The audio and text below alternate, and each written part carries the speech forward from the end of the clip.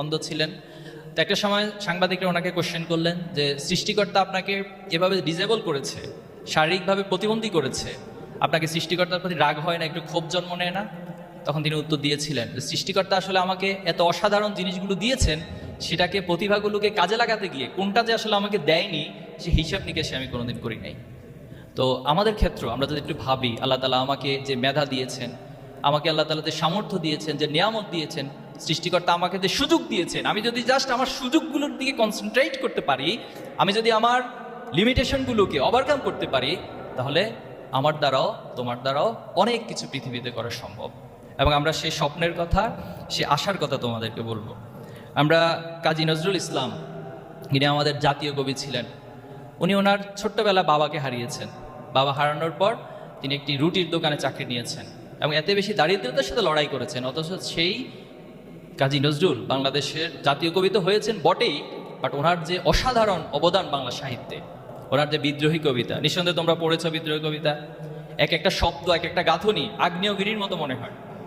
বলো বীর চির উন্নত মম শির, শির নেহারি আমার এই নত শির ওই শিখর হিমাদ্রির, ঠিক না?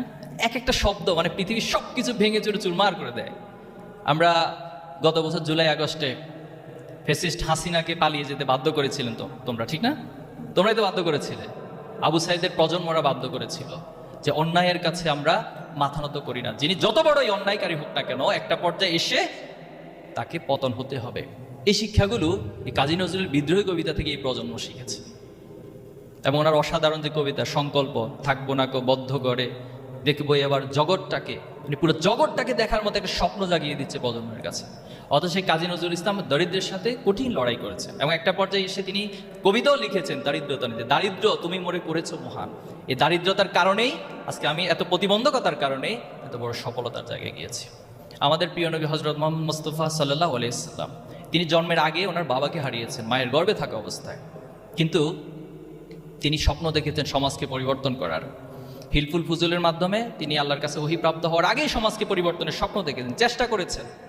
একটা পর্যায়ে আল্লাহ তাআলা আরবের সেই এতিম বালককে দিয়ে পুরো পৃথিবীকে চমৎকারভাবে পরিবর্তন করে দিয়েছে। একটা জাহিলিয়াত সমাজকে একটা সোনালী আলোকিত সমাজে পরিণত করেছে।